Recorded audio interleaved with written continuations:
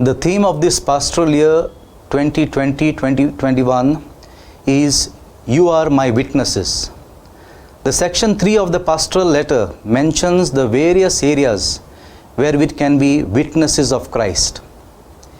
In this section, the 5th subtitle speaks of bearing witness by safeguarding and upholding social justice. In this subtitle, the pastoral letter tells us that social justice is an essential element to ensure unity, love, and peace in the society. We all know that social transformation through social justice is the core of Jesus' mission, which was reflected in the pastoral letter 2 years back, and which is made very clear in Luke chapter 4 verse 18, where Jesus said, "The Spirit of the Lord is on me, because He has anointed me to proclaim good news to the poor. He has sent me to proclaim freedom for the prisoners and recovery of sight to the blind, to set the oppressed free." Let us not forget the social dimension of our Christian life. It's always a challenge when we get involved in bringing social justice. Jesus was bold and courageous to challenge the social injustice of his times. As a reason, he faced tremendous opposition and threat to his life. I once visited a well-known social worker who faced severe hardships and threats for taking issues relating to social justice in the society.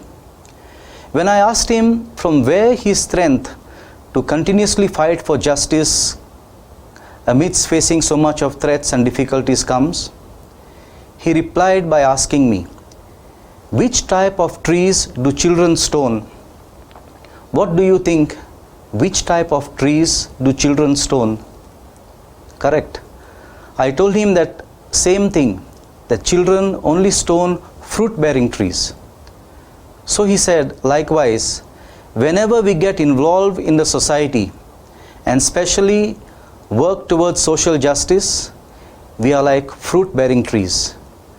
There will be many who will stone at you. Be prepared for it. He continued further, but the tree does not stop bearing fruit just because it is being stoned, but continues to give fruits. So also I, in spite of all opposition and challenges, I continue to be socially involved like a fruit-bearing tree. But he further challenged me by asking me, "Has anyone stoned you ever in your life?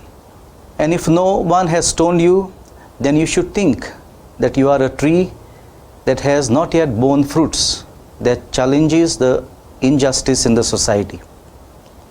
In the present circumstances, when the human rights violation is rampant, when fundamental rights of the poor are totally neglected, the marginalized and minorities are facing uphill battle, witness to Christ by upholding social justice needs tremendous courage. In such a situation, there is a strong tendency to be indifferent, to turn a blind eye and a deaf ear to injustice around us, out of our selfishness and fears that we may lose our possessions, our privileges, our powers, our position. The pastoral letter also mentions in today's society, some categories of people are kept out of the social circle. No one cares for such excluded people. They are ostracized, exclusion. Or else the poor and the deprived are ignored while the affluent class is treated well. Inequality. Here I would like to recall the plight of the migrant workers during the pandemic. They were the hardest hit. During the pandemic, they got deprived of work, of shelter, and money. They got stranded in our cities, facing hunger and health risks. So many of them walked hundreds of kilometers at a stretch with their families, their children, their elderly parents, without food, without water, to get back to their homes. Even after reaching home, they were not spared by their villagers, stigmatizing them that they might have brought infection along with them. This shouldn't have happened to people who build our homes, our roads, our bridges, people who cultivate our farms and keep our cities clean, people who help us to run our business and work for us. Such a behavior towards migrant workers during the lockdown in a way displayed the attitude of use and throw culture towards them, which has been mentioned in Evangelii Gaudium number 53, which has been quoted in the Pastoral letter. In this apostolic exhortation, Pope Francis points to us that human beings are themselves considered consumer goods to be used and then discarded. We have created a throwaway culture which is now spreading. So one of the areas we need to work to bring social justice is to eradicate exclusion and inequality which comes along with the throwaway culture. Social unity is important in order to achieve social justice. Jesus himself has taught us that we are all children of God and brothers and sisters to one another. True love is founded on justice, where everyone is treated with dignity and everyone's rights are respected. Only justice can bring lasting peace. So we are called to be witnesses of Christ at our workplace, in our business, in our professional work, by being faithful to the values of the kingdom, which are justice, truth, and righteousness. It demands that each one contributes first towards social justice and also work to see that others around us also contribute to the same. Social justice is an integral part of our faith and very central to Christian life. I would like to mention the appeal that Pope Francis makes in the apostolic exhortation, Evangelii Gaudium. He says, an evangelizing community gets involved by word and deed in people's daily lives. It bridges distances. It is willing to abase itself if necessary, and it embraces human life, touching the suffering flesh of Christ in others. Evangelium Gaudium number 24. In the same apostolic exhortation, Pope Francis challenges us, where he says, I prefer a church which is bruised, hurting, and dirty because it has been out on the streets, rather than a church which is unhealthy for being confined and for clinging to its own security. I do not want a church concerned with being at the center and then ends up at being caught up in the web of obsessions and procedures. Evangelium Gaudium number 49.